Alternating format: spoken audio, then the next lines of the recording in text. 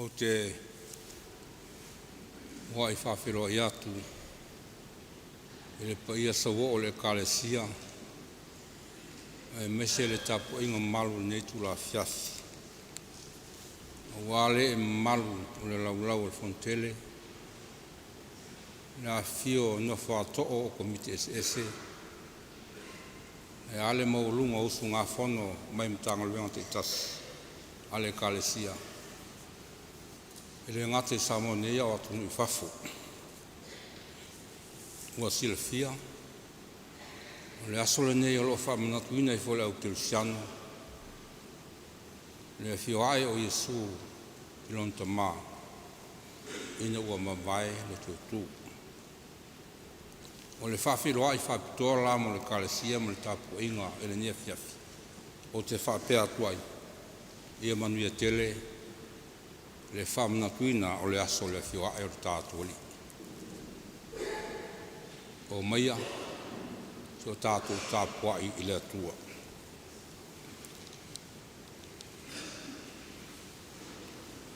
o le nei ia o tō atu e whainu umalawa maso baptiso atu ia ati la tōle swaforta mā le atalii ma le ngangpa ia awa atu ia ati la tau le la tau tausi me uma o whai atua ia te o tau whamole mole malu tapu inga o te talo atu si o tātu te talo whatasi mo le ngangpa ia e ana le pese se lauma le lua se lauma le lua le vi ingo le atua tātu te talo whatasi ai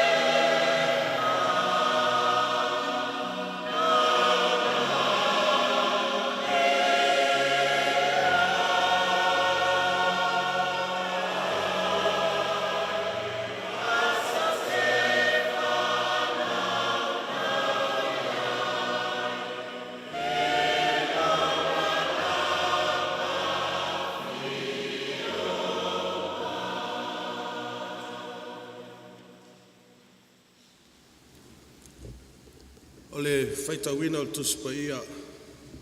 Tusi filfilia me le whengainga tuai, ke nese ma tau pumuamua, o te faitauina le whai pumuamua, whangata mai le whai upo e 5. Ke nese ma tau pumuamua, o te faitauina whai pumuamua, whangata mai le whai upo e 5. Whaafonga maia ia whionga paia le atua. Na whaia le atua le langi ma le lalolangi le amatanga. Sa so na numi le lalolangi ma ua ngao ngao. Sa oftia foi le moana i le pou liuli. Na whingao io ia i foi le ngango le atua i le whangatai. O whetala i mai le atua ia mala malama. O na mala malama i lea. Ua sila atu le atua i le mala malama ua le lei. O na tu ese ai lea le atua le mala malama ma le pou liuli. Ua whaingoe le atua le mala malama o le ao.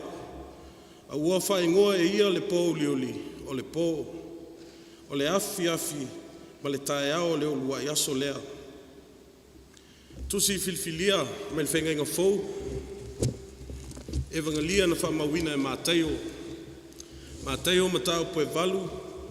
Tātou whaitau whalafalafo ai. Mai le whai upo e 2 mal valu. Whangata mai le whai upo e 3 mal wha. Mātaio, tau poe valu. Tātou whaitau whalafalafo ai. Mai le whai upo e 2 mal valu. Whangata mai le whai upo e 3 mal wha. Wo atu ia i le tasi tu i le nuu o kerekese. O na whitai ai lea mai ia o tangata e toa lua. Wo ulu tino ina e te moni. Wo mai tunga mau. Wo matuafa vale maa losi la ua. E le mawhai ai se tasi o na uiane i le ala.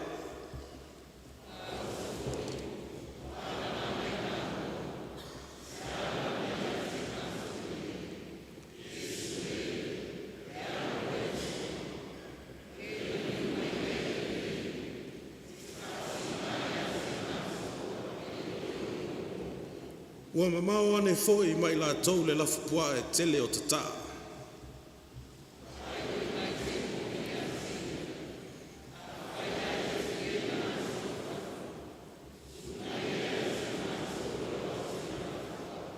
Ona whetala i atu ai lea o ia ia te i latou, i nā o ia.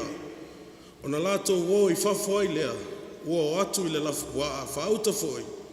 U wheo sofi ifo le lafupua a uma, i le tofe i le vai, o mamate ai i le vai.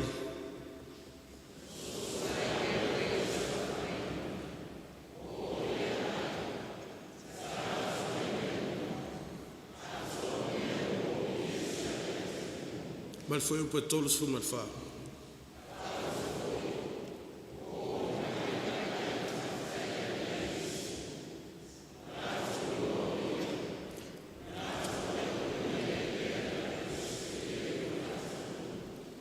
Ia whamanuia mai le atua, tātou whaitau ma whalongolongo inisio ana whionga pa ia, tu maupea ia te ialo na lava viinga, nei se i o le whaavavau lava. Amene. Ono le sauninga, monu ese, ana ngā luenga Faamisionare, o se awanoa tau ole nei, e whaafonga le malu le kalesia. I whiau no ngā luenga ale Komiti Faamisionare. O le awanoa le nei, ina atu i le sunga le whailotusi au ao o le kalesia, sunga e wawatau tau whao.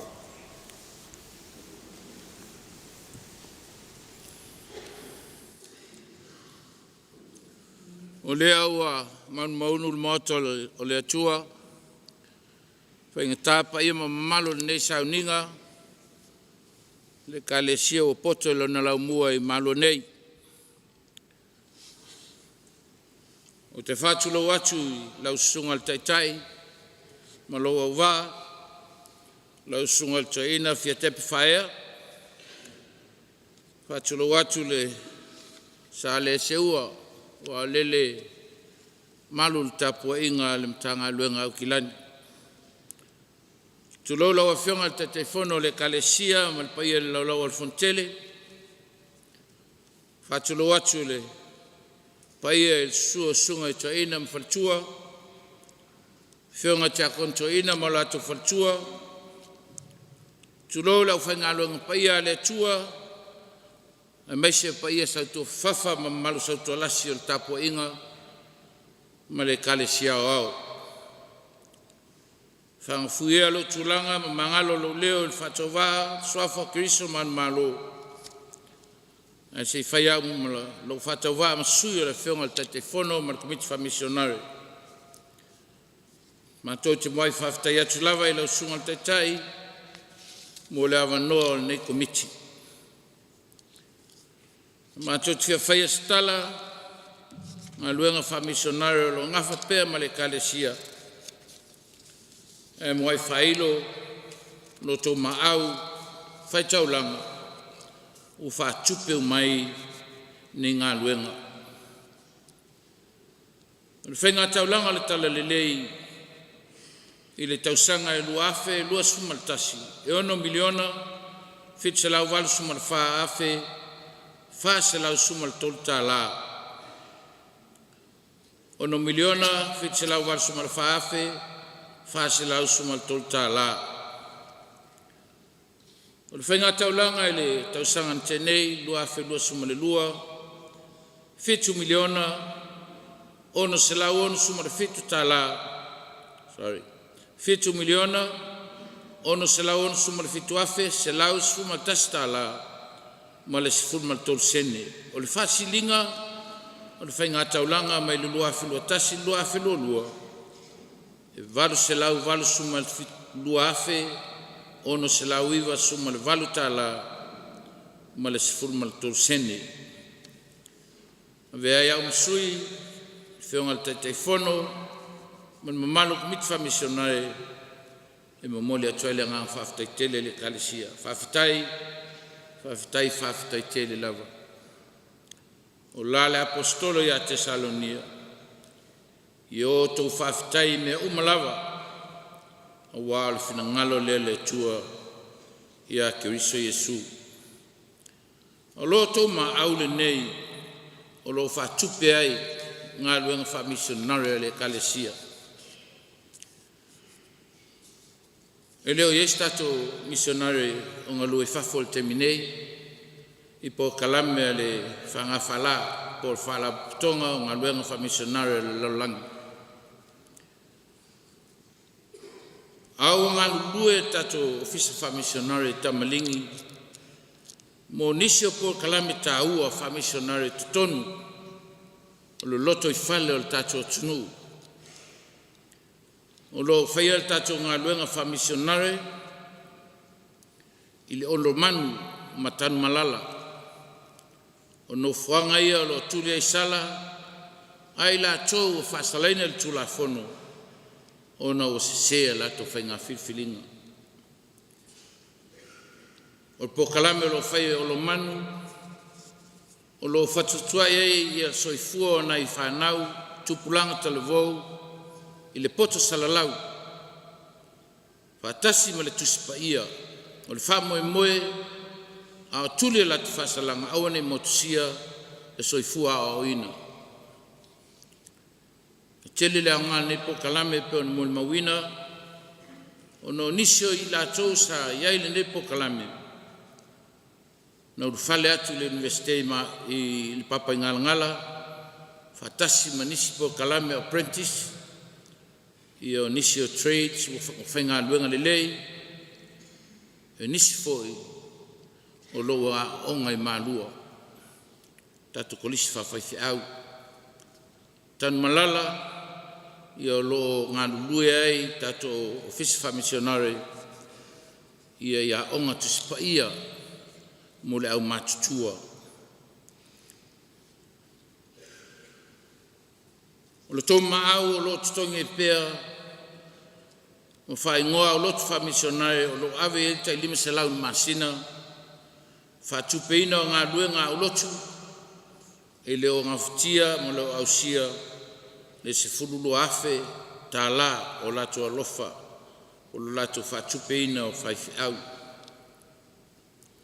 O lo tō maau fo I lea, o lo tutongi ai ia pensione na yo tātou mātua o malolo mai ngā luenga. Ale ngate lea o me alofa mo nai tina o mali liu au whenga luenga sa lato mafuta ili ngā luenga. E iei tātou au Lotu Faamisionare le ave iei ta iluas fuluafeta la ili tausanga ili taimi nei o lo iei le au Lotu I Manukau o le au Lotu e tasi New South Wales ma le au Lotu e tasi New South Wales sifo. Patoa pasia le FONO I le asolua al Komiti le tasi au Lotu Christchurch. Alo iei foi Malaysia au Lotu I lalo le ai o Parakarutha I Dunedin. O pasia foi le Komiti pe tai ele I mauasan Missionary ngalue ai. Alo ngalue ai sia of Soswan. O loto ma au foi le nei o lo of Soswani Moskolsipi alo mfanau o le tatu kalesia ai maise po kalame o le fatfatuina o ila chou e o wina e o tawina alo mfanau I tutono le tatu kolisi malo nei o lo whaawau tatu o Lotu Faamisionare fiti taimi nei o lo manuia le tatu o Lotu se vangana ua whamawai mai le Missionary salo stemi mua ia ona ia ile stasi e lato e whaawau le ngā luenga. O lo tato ngā lulu e pēr ma le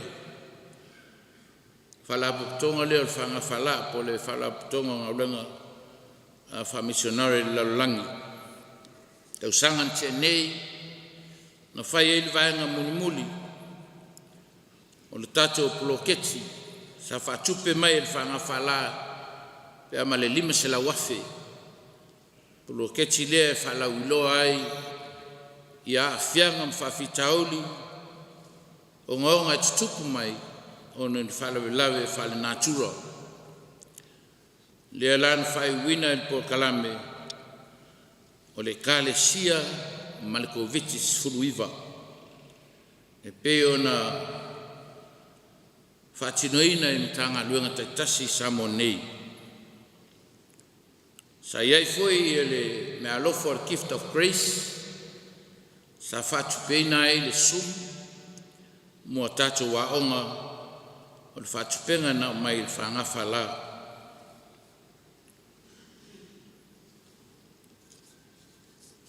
Uiti o tato ngā luenga o la whatinoina ia whatasi ai ma le whatupenga o tato sao. E il tato sao e tu natu ngā luenga Faamisionare le whangafa la. E il tato sao tu natu il whalaputonga ka le sia le lalolangi po le WCC. O le tato sao e tu natu I whalaputonga o le kalesia le Pasifika po le PCC, Pacific Church, Council of Churches. O tātou saufo e tunatu I le aonga whawhawhau fiti. Ia whatasi mo tātou sau e tunatu I whalaputonga e eile spats, manisa whalaputonga whapena. Sau manei o le kalesia o lo tutongi uma lo tō maau. Na tō whenga taulanga o le tala lelei. Whitalai lava le tātua li tue tū, na o atu ia I whainu malawa maso. Pāpti soatu le soafa le tamā, le alo maleanga pa ia. I o tō wao atu ia te la tau ia tausi me uma o whai atuai atu tō whauta foi. O te iate o tō ia sa uma lava e o lava ngā taanga le lalulangi. Te leo taimi tātou te leo atu, alo o lo tō maau. Lo tō maau whai taulanga, o tui nātu. O lo tātou sao le walau mai e Kirisu. Whai lo leo whatau wā, whai ma whonga tau muli le whonga te FONO, man Komiti Faamisionare, Whaleo le ngang whaftai te le lawa tata kalesia. Whaftai la tō te talo o lo manui ai ngā luenga Faamisionare tata kalesia. Whaftai la tō te talo o lo manui ai alo mwhanau o lo aoina maatauina University Fafo alo whatupena lo tō maau. Whaftai la tō te talo o lo manui ai au Lotu Faamisionare. Tele o nisi au Lotu Faamisionare sa mata Faamisionare au o sifengaina. O tupu ele tala lelei, tupu tatu kalesia inu I Fafo. Io le tala pupu le ma le whaaloalo, whawhatai tele le kalesia, whawhatai le usunga le Taitai mo le amanoa, manuia tele le kalesia, le whenga iai malana fontele, manuia tele le tapo inga whawhatai.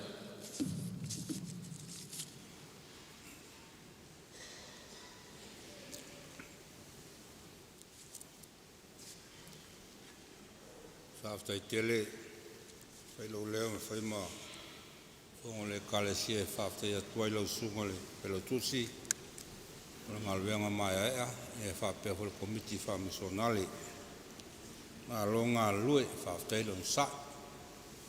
O leo lau sunga e whalau tusi o lewan tā maa futa tele o sila whia lava, lo ingoa o Fiatepa whae, e lo Fiatepa whaea, ia whamania pele atua ia atoe, tausi atoe, ia molo malos, ia vi ia lava le atua, I lo soifua, o le vi inga e varus furua tātu te PCA.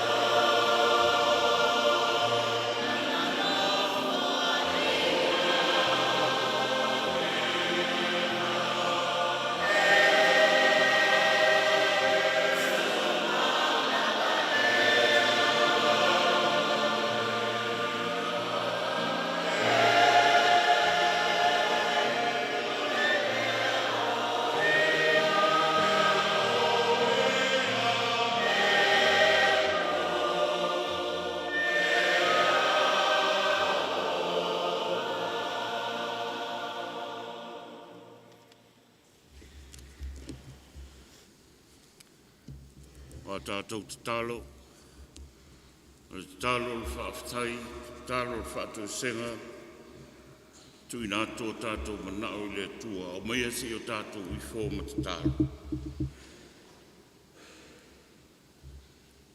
Lo mātou tamae o le langi, e paia, e mamalu, e siri ese, lo lava suafa. A wā o le suafa e le whaatusa liaina. O le suafa e sili suafa umalawa i le langi malelorolangi. A le suafa foi tuli vae ma ifo i ai tupu ma taitai o malo umo le lalolangi. E maise o e o whātua tua ma talitonu ina wa e whaali mai lo ma malu i ai mātou. Munganga ifo le la i lona no whanga. Wa mou malia tu foi ave malu losi o le malamalama sa sulu i ai le lalolangi.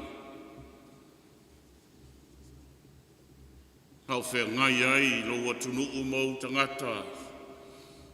Ngā lātou whiau mga luenga sa tautu ai. Ma wā le manui o le atunu le manui o ainga.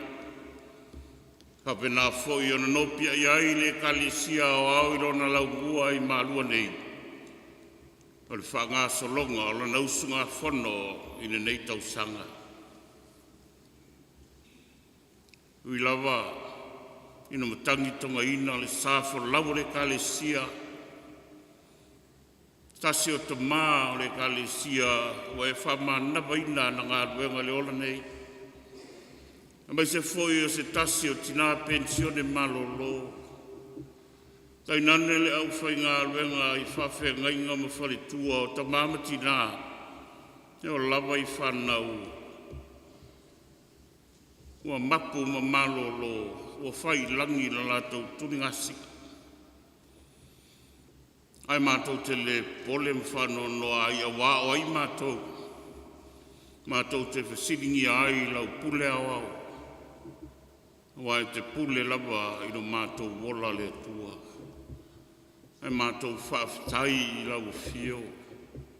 Oe a mea sto tasi sto lua po sto tolu foi. Alo saunga le mū. Le lau tele o le kalesia a mata mai lava. I taitai o ta mao le kalesia ma whalitua. Sunga i whawhia ngainga ma whalitua te a kono au ao. Ma le lawe loa lau e kalesia i ona tūlanga whalupeina.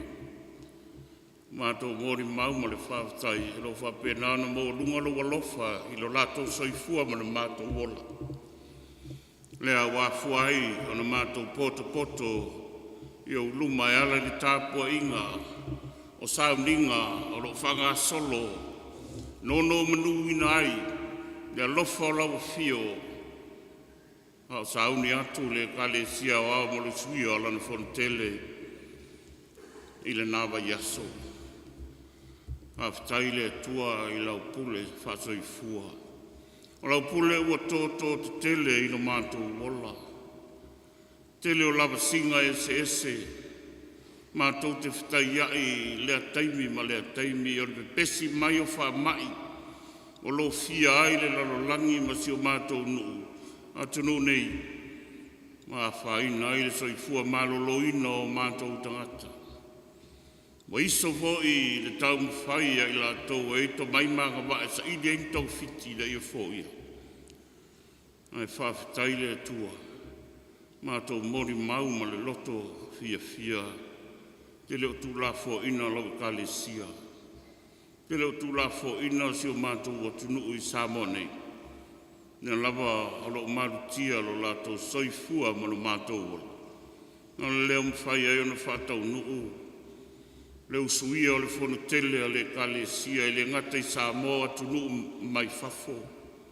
I wasa e fia ma maila e tele, rau wasa ma mawai. Nei a whatau nuu lava o mātou tiute ma tofi. O e wala wina i mātou e ngāruru e i whawhtai. Le aua poto lau e kalesia o au i lona lau mua i mārua nei. Le foi ua whanga solo fono tanga. Le ngata i ta maa le kalesia o taitai o lau ngaruenga. Wa pea foi le nofo a komiti. Ia lato au ngaruenga. Ta pena msau ni ai mo le usuia o le fono tele le kalesia le nawa ia. Whaftai ta maa. Wa le lama sumatu malosi. La iso mātou mwhai pea au noa malau fio. e whai fua lava a mātou tāpenanga, e whai fua a mātou au mga runga. Pei tai oro whatasi mai ai mātou e tauto rua i naino mātou vai vai. Nea whai ai ona whatau nuu i le manuia mea uma. Mātou whawhtai to mā, le soi fua whai tau langa, soi fua tau tua lau e kalesia, Samoa nei mātunu i whafo. Wa lātou tau langa wa ofo ina mai, whai ai, ona whatau nuu le ngā luenga tālai, inu ese, le ngā luenga Faamisionare a lau e kalesia, wa loa tau sanga o whenga iai. Tama whanau o lupe whalele le kalesia, na lātou moli atu le malamalama o suru ia ai kontineta, pōngi sā o le lalolangi. Ai mai se foi o Samoa nei. Awhetai le atua, peo na mātou whamanatu ina. Ai mai se foi o nei aso whamanatu ina le kalesia. Le fioa e o Jesu Keriso le li whaola, na o mai ale ngā ruenga whita na fio mai ai e Samu. O mawairo mātou whaola ina. Lea wanofa tupu malau fio. Ai awina mairo mātou whesoa soani sili, na e fola mai o lea nganga pa ia lea. Lea nganga e masani, o na whatatali e le kalesia, whalau lango iai le vai tau nei. O le malosi whatupu malosi. Mawai. O mātou manatu le lei. E mawai le tō whā ma le whautau tanga le kalesia. Whaatonu wholau airo na sā maana au mga ruenga. O wale manuia o le ngā ruenga lau fio i le lalolangi nei. Mawhtai lo poto ma lo wata mai le tua. Na e a o i mai ai mātou. E ala iau o fionga pa ia. O le tai ala ma le tāpasa, na te whaatonu wholau ina ai o mātou olanga. Ni o mātou sāba wali ma le tonu ma le sao. Ni o mātou wola whapaieina mo lau o fio. Ni o mātou wola whabaona. Ni o mātou whaia lawalo whina ngalo pei ona e wala uina ai mātou. Whai lea ma tai ala. Sulo tuai le malamalama o lau fio. Ie o lo lātou fio maua. O lea ta mai lawa leo o lau fio. E o wina mai ai lea nganga pa ia. Tauto rua ina lo mātou vai vai. Mai lea wate mea mātou te mwhaia. O lea nganga o lau fio. Whaatonu wholau lo mātou sāwaringa ama lo mātou wola. Ina ia sao matonu i luma o lau fio. A maise.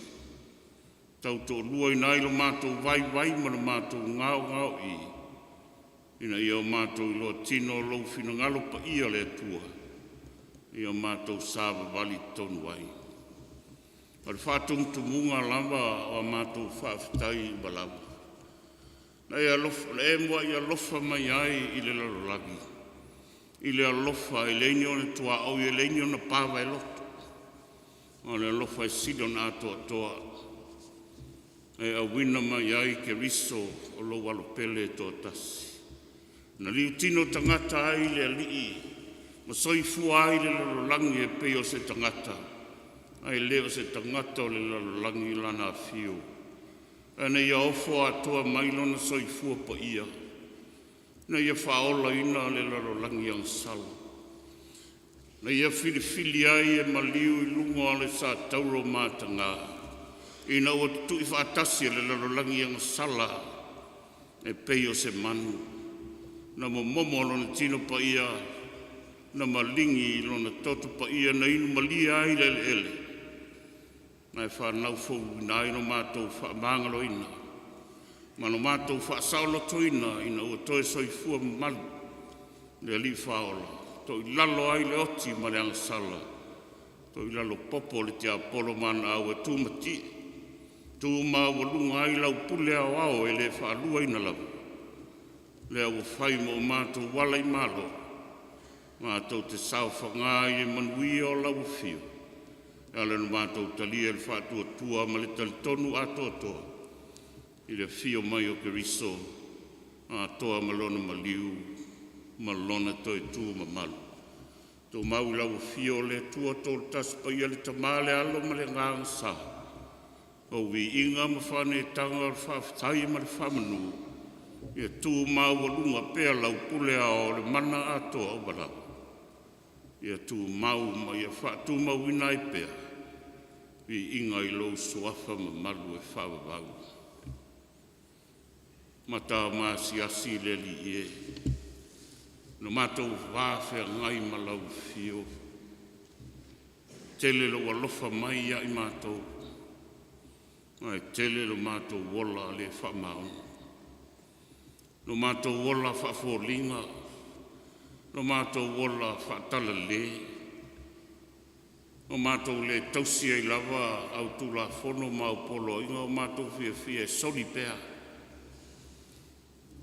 Whamalia ina pēr o mātou tūna naunga mo mātou manatu. Ngā ua le tu salavale ma le whina ngalo pa ia o lau fio. Mātou whamau wa lalo ia te oeta mā. Tele nā whaina lau whi au ma le ngā ruenga. Ono le mātou le whamaunu. Ono le mātou musua. Au mātou whaia ngā ruenga. Io mātou langona mo mātou manatu. Au mātou le whalongo I le musunga ma le taʻitaʻiga mana lau fionga ngapaia. Na vera vale mea mātou whamanua li ai pēr lau whina ngalo paia. A fōringa fo ia o le moni o le mātou walo lofa I lau fio. Tele ina mātou whamasino atu. O telingi gese no mātou aifu. Tele no mātou tua ina le leanga I nisi o mātou uso a tangata. Aua mātou lewa aifu lava mea I mātou. Lea tuai. Te liuli walo mai au fufonga. Se e whafufonga leo lenga lau e kalesia. Mātou whaolo olo ma au I o luma I le neia fiafi. Ia e alofangia, whamangalo le I fonga alau e kalesia. Mātou se mo mātou whaleton. Iau I mangalo I le malio Keriso, alona toto pa ia na whamalingi ina. Sausauina ai o mātou soninga tula FONO e whamamaina ai o mātou palpalama ele lea. Ai to e whafouina ai mātou I le loto fou. Ma le tangata fou na ua mātou loa salomou whamau. E te talia ai mātou I o luma. E ala I lo walofa tūno a tele. Lau fio lava le tua siri e se. E malia ai o mātou manao I mea le umalava. Ma e saunia mō no mātou manuia. Mātou tuina atu I o luma I le fiafi. Ne lalo langi I lo vesi, ma fe vai ai I nei ana pō. Taua ma fe vai inga ona o le sa I o le pule. O le utu vā ai le toto masa. Ma whano ai le soifua o le tele o utangata. Le ngata I nei mātua wo o lava I whanau. Le mau whamai ese. O pesi mai wa lo fia ai le soifua malolo ina o le larolangi. Wa iso fo I le iloa le tangata e sa ili tonga fite fo I ai. Ane mau mala whana atura. Lo longa o mafui e. Matangi malo losi ta whenga. E ngata u whaaleanga I nai me tō tino. Au mau wai le soifua o tangata. O le malanga le maliu male oti wa whea I mawhtanga e pele I la le tino nei. O mātou taro lava I le nei a fiafi I lau fio tama. Se e sila alofa, pa I mai, pa I atu, pa I ifo, pa I ane. Lau fina ngalo pa ia. O lau mana la vea I, o lau wha malolonga. Te e alofangia I lātou whaamawhanawhana e ua whanonoa. Whaaloto tele e ua loto vai vai. Whaamalosi e ua leini whaamoe moe. Whaasao loto e ua whaapolonga ina. Ia whabena. Na vave mai a le mālo lau fio. E moli mai le file mu. Te nofo file mu ai le lalolangi atoa. Mō mātou tangata. Mātou wala au I lau fio le tua whaamawhanawhana. E lofangia le tina le whanau. O le nuu ma le kalesia. Ono lau wala au pa ia se tasi o ta mao le kalesia. O e whaamanawa ina ngā ruenga. Mai se foi o stasi o tina pensione malolo. Mo vala au e lau fio. Mo ilato uma. Mo whapena o nā fia I whanonga. I eilo mana whaamawhanawhana. Wha maise ia I lantou. Toi whaafoisia lo latou fia fia. Na ia o mātou loa matalitonu. O lau fia lava ua whaia lau pule au au. Ma lo fina ngalo alofa I lo mātou ola. Mātou talo, mātou mana tuanisi o ta maole kalesia o lo whātou tolia. Ngata I tonu a inga o mauta ngase o no mai o tino. Sa whea ngai matautonga. Ia lango maluina e lo mana la veai. Au whaamalolo, toi whaafo isi ai lo lato malosi ato ato. Whaawawai tō whinga mga aruenga. Ua wala wina ai lato. Māru talo whaapito, ma le manuia o le FONO TELE o le nei tausanga. A manuia lau fio, I le fio ma le teitei FONO, sui teitei FONO ma le lau a FONO. A sauni mo le amtaina ma le usui o le FONO TELE I le nawaias. Ia whaatutumu ina I le tumu pa ia lau fio. Maua le latou tō whaa ma le latou whautau tanga. Taitai ai le kalesia ia la uma. A wale manuia o le whōlaunga ma le sāwaringa. Ia tupu talau lau finangalo e ala lau talalili. I le lalo langi nei a maise o Samoa mātunu I whafo. Mātou talo le tua whamanuia lau fio. I le komiti o ta mao le kalesia. O e o lo whai ma taitai o le kalesia o au. E ei lo mana ma lau whau unga ia I lantou. E whapena mawai lo ratou tō whama le whinangana. Taitai ei lau e kalesia I ala uma. E tusa ma lau whaasinamanga. Manuia lau e kalesia. Nofua komiti SS.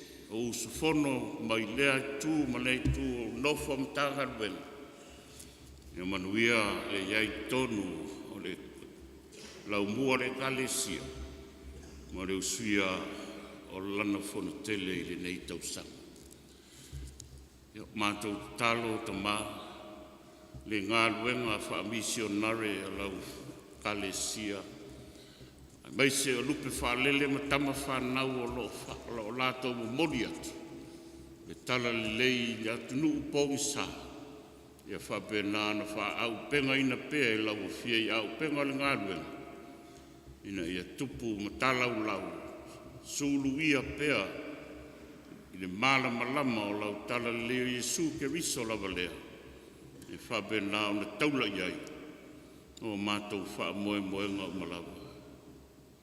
Mātou talo le tua, a mātou mawhau ia ua whionga pa ia I le nei fiafi.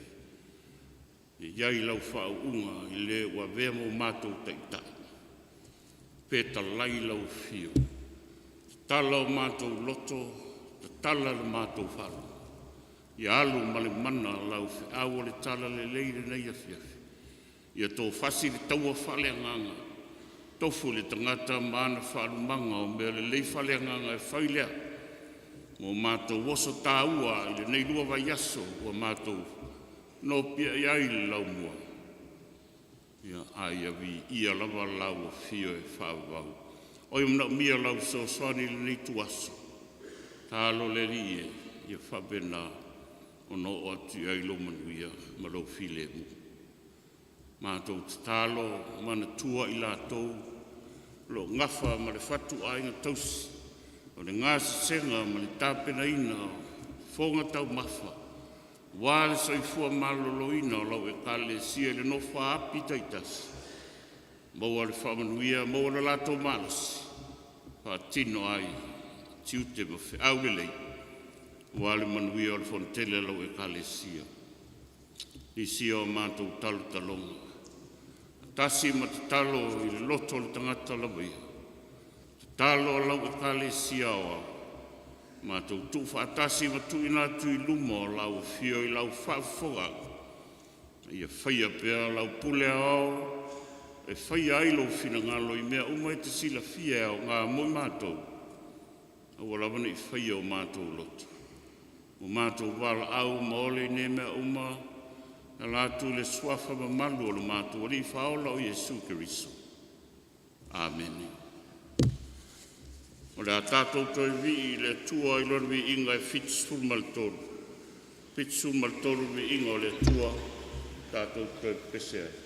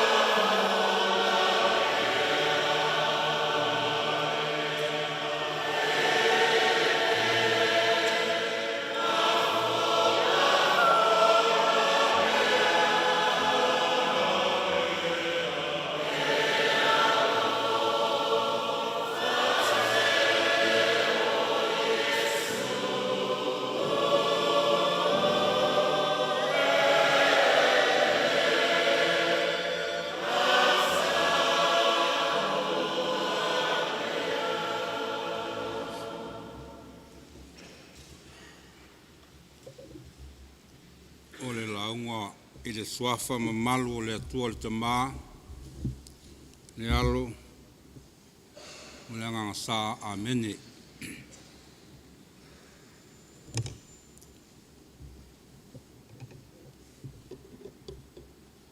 Tala lei tu se mataio,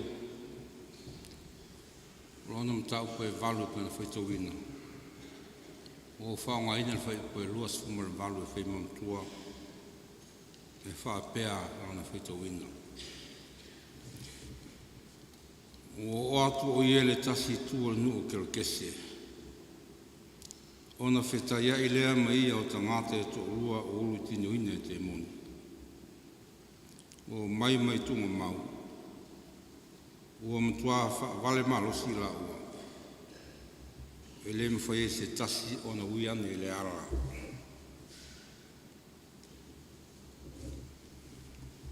O le manatu au tū. O lo whailoa mai tu svite waso mo le ni aso. O lo whape mai. Whisanga inga ma whale tonga. Whisanga inga ma whale tonga.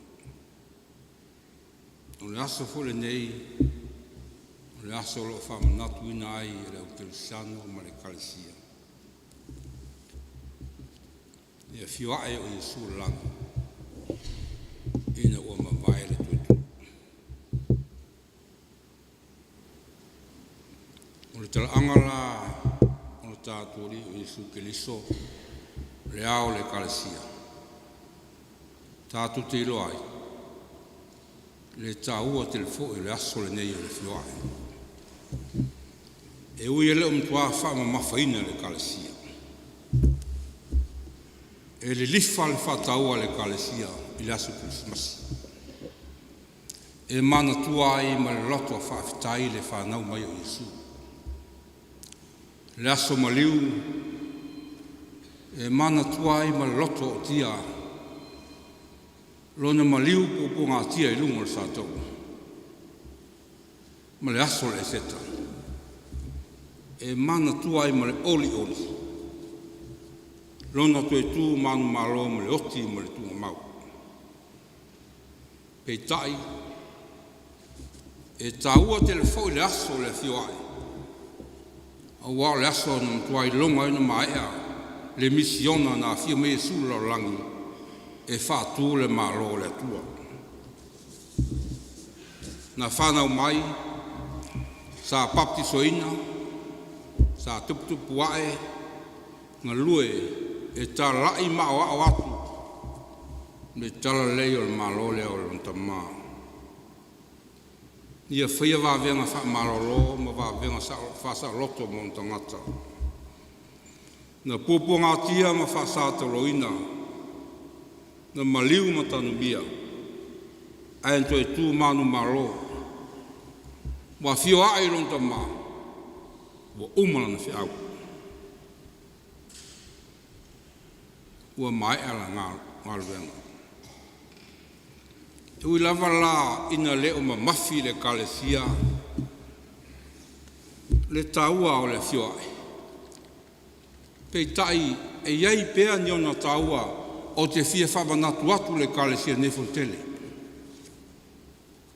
Mua o le whioae. Tātou te iloai ma le mautinoa. Ua maea o na saunia Yesu Keliso le tātou tungiora. E ale lo na maliu mana te tū manu malo. Ua whioae le langi. O lo nofo le tūtau matau le atualanta mā. Ua vea ma whautua mu tātou. Lua le whiwae. E mana tua i peala na pola inga Faamisionare. Na tui nā atu na so le aso, mai tātua fōlana e kalesia i o tātua fōi aso. E au lava na whaatino, ma whaawau pea. I o na malele le li. I o tō atu e whai nuku mamso. Baptiso atu ia te la tolu suafo le tamā, le atali, me le angapaia. Au atu ia te la tolu tausi me uma, o whai atua ia te o tolu. Tolu o le whiwae. E whamanatu mai pēr wholwholanga mau tū, lona whesoa soani mai pēr le tātou whiau. Lea na whapea mai ai. E mau e o tole mana, pia a whio ifo le nganga pai e lunga e ate o tau. Ma le nei o mai o. E whea ngai o tomati ngā. Pei tai o te iai whaatasi mau tau, i aso uma lea noa. Te i o le ngata anga o le laurangi. O pei ai lao se whau e tai. Le tau tonga tu mua i tusa o ne mea tau e tolu. O le wholasanga o le whamanatu ina o le whioae. O le whamoe mole nei sauninga e talo siel ngā luenga Faamisionare le whakasa. Ma le au tua nei fontele lo whapea mai. Watu e whamarolo, ma whasa loto o tangata. O le pumoni o le whamarolo, ma le whasa loto. O le ute lea o le pola inga Faamisionare, na sau noa mai Yesu. Ia o tau o e whai nu umam so. O le upso e whaatau tangata o le malo le tu.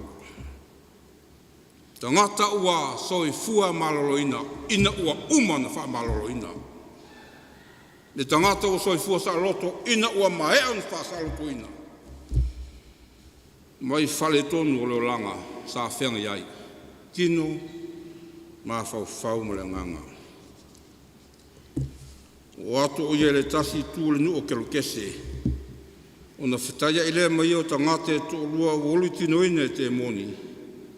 O mai tunga mau.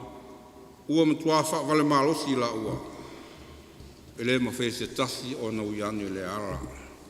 Whai mele manato tu. Whesanga inga ma whale tonu. Sanga inga ma whale tonu. O te manatu. O le whatu lea o tātou ngā ruenga Faamisionare. Lea watu ina mai o tātou matai. O le oe whai nu umam so. O e wha malolo ma whasa loto. Tangata mo le malo le tua. Pei tai ia o ma le mauti noa. E se sa ngai o tō ma whale tonu. O se toi whatulanga tonu mea o whale tonu. O le o se toi whaafoi le tonu mea uma o pūlea le whale tonu. O mea o whale tonu, ma mea o pūlea le whale tonu. O mea o le sao. O le anga tonu ma o le sang tonu. O le aise ame tonu. O le aise le lei o na o masei. O le aise moni o na le pongi sa ma le mata ngā.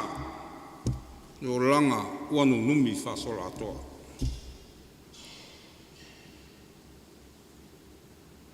O mea pongi sa ma mea mata ngā. O mea o whale tonu.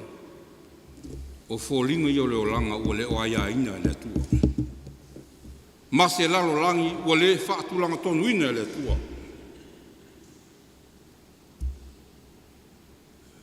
Peo na whamatala e tu stala kenesi. Fōlingo lalo langi le amatanga, aile i fōfo ina le tua. Whai mai ua numi, ua sa ona numi. Ngao ma le moana e uftia e pōlutu. O le nei numi, o nei pōle uli ma nei whale tonu le matalatala ina. Na whisa ngai loa ma le atua le matanga. Wata oto la lei mea uma. Whai mai wa sila atu o ia o lei. Wa sila atu o ia o lei. Wa sila atu o ia le tangata ua matua lei lava. Wa tūmata manga mea uma. Wa mai o ia o latu whasien manga whapitoa. O le langi mo le la le masina maftu. O le lalo langi mo le sami ma le ele matutu. O le vade manimo mo manfe le lei. O le sami mo ia. O le lau ele mo manfe te lofu. O lona winga. O le tala le fuafuanga. O le tala le atua. O ia avatu le lei e su iai masei. O le tala le atua. O ia avatu le manino e su iai le numi. O le tale le atua, o ia vatu le tonu e suia e le whale tonu.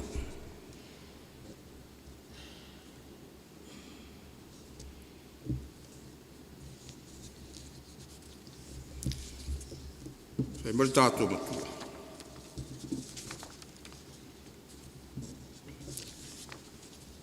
O atu o ia le tasi nuu, i le nuu kero kesi.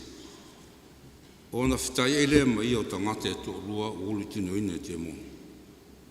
O mai tunga mau o matua wha vale malusi. I le ma whaifoi se tasi, ona ui ane le ala.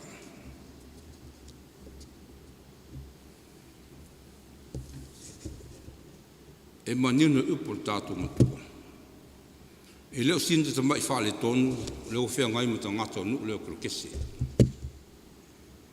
Leo wafi o atu Yesu se i whawhita iai o lātou whawhita auli, ma se i whisa ngai mo lātou whale tonu. O le nuu kero kesi, o le nuu e whaisi mau mau. Mafuanga leo le malanga atu Yesu mon so i le waa. O le nuu e fia e whanga matausi a lātou lafu kua. E ilo aile se nuu e tali tonu ma tā pua i le atua Israel. O wāl pua, o le manu le ma le manu insia i le tapo inga whai utaia.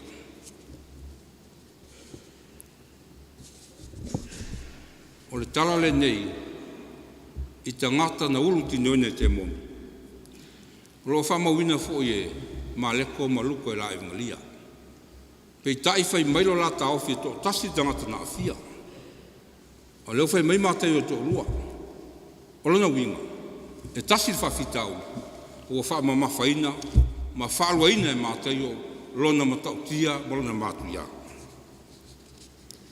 O tangata o ulu e te moni.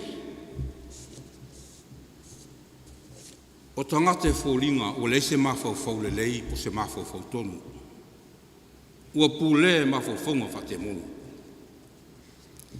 Tangata e fōringa o le toi fia no nofu i a inga moni o fia e mafuta ma te moni. O le ola whate moni. O le ola e wha moe ma whalangolango lona malosi. So se me whai e whai e lava i lona whawhia malosi. E tasi lava le wha moe le malosi whate moni. O le wha le ango le tangata. Wha tinga ina le tangata. Wha mata ngā le tangata. Wha luma le tangata. Ma tamu whai ave ese fōlinga ma malu whale atua o le tangata.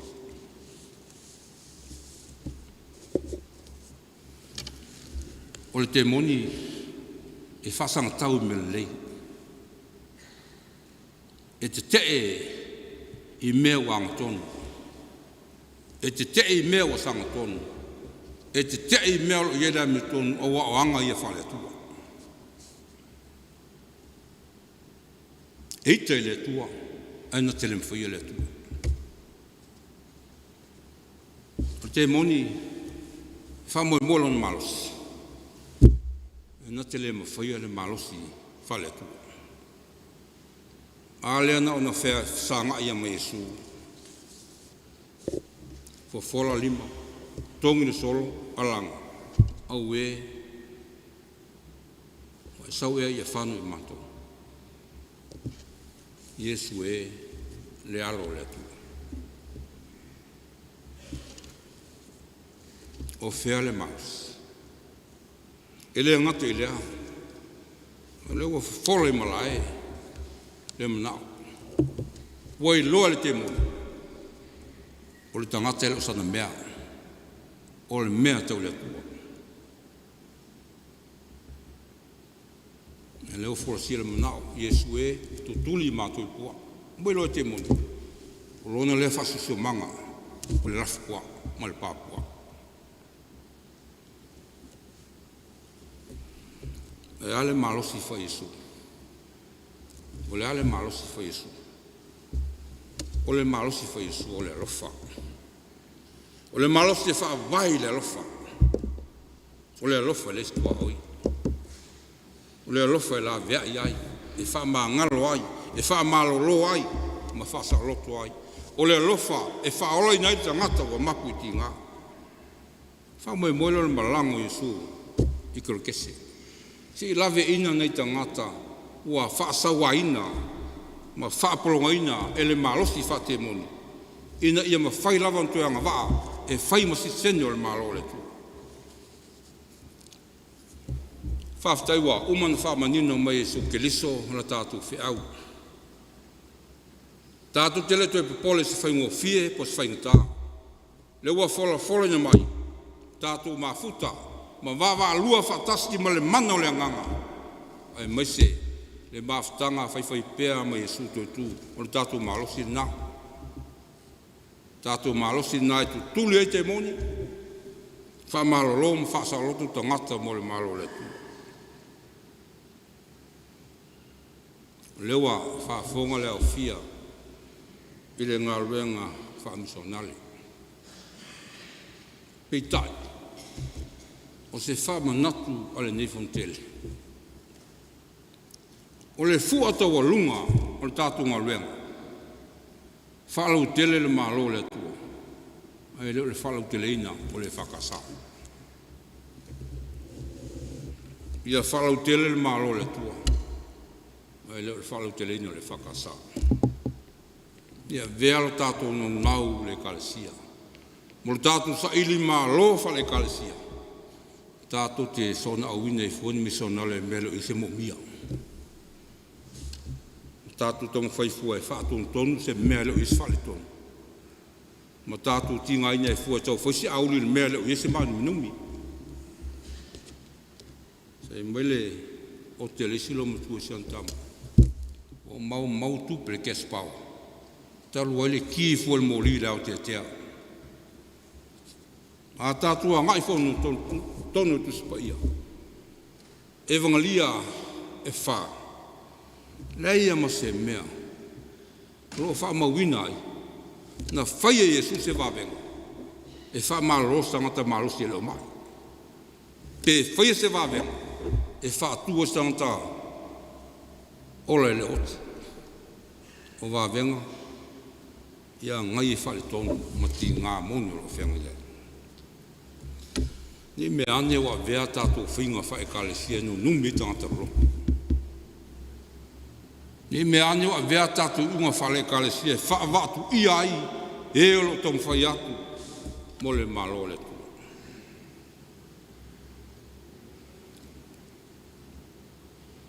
Tā mao le kalesia komiti Lotu ina malo whaer whaiwa.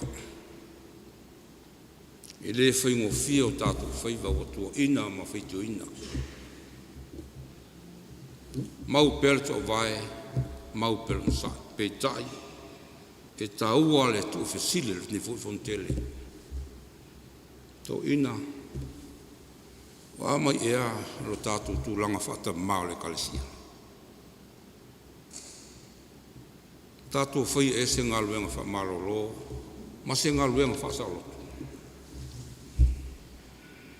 E tātou au lo whai, ma tātou whai unga whai. Se ngā luenga la veai, po se ngā luenga o whatu mai. Ma nei e tau wha moi mora ngā luenga Faamisionare. Mule tō i whafo, o ngā lue whalotu e whale. O ngā lue whalotu e whale. Tala whiaunga mele mole mau mā te iu. I le whine ngalo i e suole na ngalo Faamisionare. Pamei, awane i o no ese. Awane ui alo no ese. Awane i o sa malia. Ai o le melo i mā moe. Whanaunga Israel wa le loa. O mā moe. O mā moe a Jesu. Mo tuina mai e tausi le whakasa. Tama. Le asta tunga luenga i whai mā moe le whakasa u le loa. O umano este to tasi o este to lua. O ese wha inga o ese wha uia. Leo ese wha nu, o ese wha ulo. Ni tau ale pua marafu. Ni tau ale pua marafu. Whai whiau, e wha atala whonga. Ai whai asi o ngā onga upa mātai o mutatou. Whai whiau o Missionary ngā luenga ma le malo le tua. Whai si o ngonga upo matei. Whai mei matei.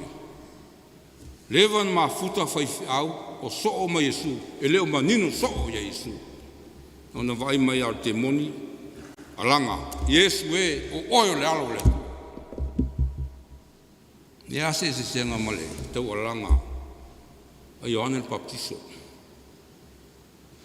Whanau ngata ai sala mō lewa tūla ma tau te fua la au. Ave alo e whale pui pui. Ai whalongalongo le ave mai o talo Yesu. Fia loa. Fia loa. Ai o le tama lea sa tu alanga ai. O le tama e sauma le matau e sasa i le ulo e rota. Sasa i pātua whanau ngata whi ai. Sasa ulu o na fili. A wina rama so. Se fe sili po ia lea. Tai mesu. Ia Ioane on saiti ngal fal pui pui o le Yesu le sau. Le se Yesu tau misui. Le se Yesu fasara. Le Yesu faola. Le Yesu fa malolo. Le Yesu la vea.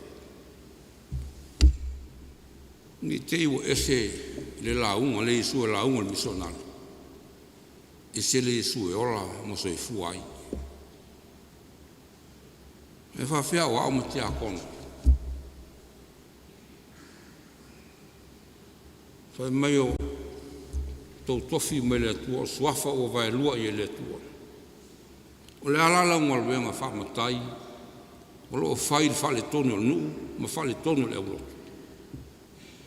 Fa matele o le si matai, se lo fie, fa sala ta katonu. Se mau sau pusa apa. Ma mau sau tuku fasi. O mea ia fa te muni. Fa matele o le si awao.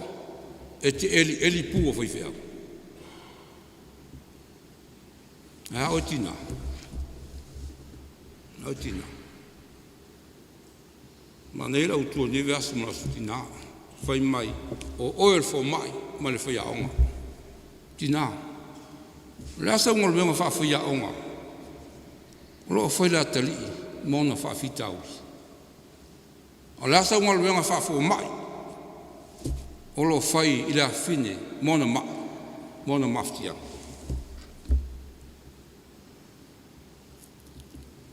Ia le la fa umatura ula unga le tala le stoina. Ia sola. Me stoina le waso ia e ese le pa ia o malua. A foi le FONO e pa ia malua. Pa ia on tangata. A mai la te moni me ia ana ma. Le fanga ma. Fala te o e Fiatepa. Ia o mai lo e falasi. Moi lo la tala te malua. Fea usi te sami. To a erta fea ngai o le uva o fole e pia. A to e mai foi wa o me le vi. Moi lo la tala te me malua. To e fea usi foi tai. To a e o fasto o to foi toa. Mai le to ina o ese ani asu. Le to e kea ni te moni malua. Le to e fefe ni te moni i ta ngato le kalesia. A o mai e fio e pia. I te mel fontele. E o mai lo e malua. O mai tonu e ai. Ma mafuta. A o mai o e pia. A foi mai foi o tua. E o mai malua. A fe mai tonu ta ele ma moe. I a fe alu to e o foi tua.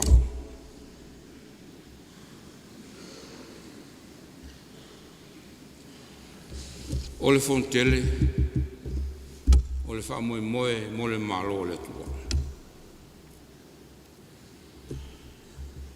O le malo le tua, e le whaia monte moni. O leo e le whasi no ala, a Yesu monte moni. O lea, tutuli pua, tutuli pa pua, tutuli sei pua, tutuli pa pua. Raf pua, o nalo la to whasi no manga. E la vea I fai au muto ina. Fa maloti a kono mawao. Fa sa loto ti nama whanau. O mea to tino le malole. O le tue tala le pai o le kalesia. I le nefontele a tali lau sua. Ma tau sami sau faspua.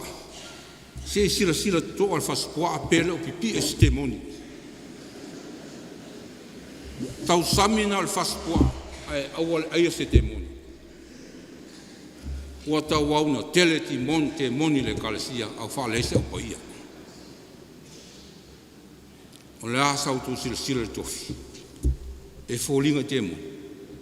E a miu temoni ioe. E fōlinga temoni. E a miu temoni ma oe fo. Ma oe fo I ma utofo. Au le tala fia ma le tala le oli oli. Ua uman wha maloloina. Ua uman wha salotoina I tātou. E le atua. E ale soifua pa io Iesu Kiriso. Le li o le ora. Le li o le fioae. Amen. Tolu se lau on su tolu pese tātou te pese ai. Mauina tātou fua.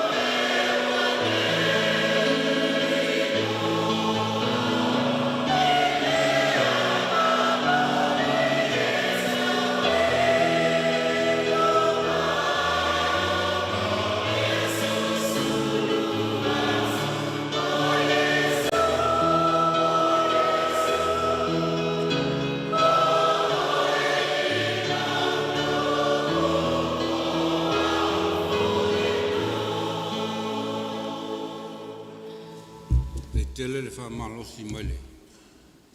Tāpua inga, malo le kalesia. Tai foi le sunga le pule, ma le fritua, ma le inga whai aonga, ma le polisi. Ngā le tapena ino le malu tāpua. Whamalua te foi. Whai wa e fua, loso e fua tāpua ni e fiafi. Ona wa whangota le pau ta malosi wa mo. Moe le nganga o le li. mo le ngango le ia manuia TELE le FONO TELE ni tau sanga manuia lau a FONO manuia tamao le kalesia manuia fa komiti ia i upea me oma le viingo le tātou tua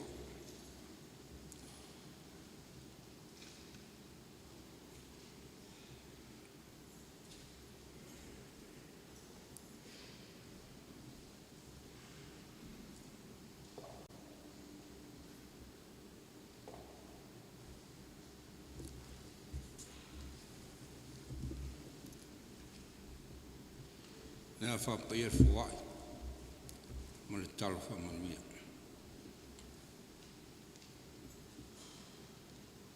Talia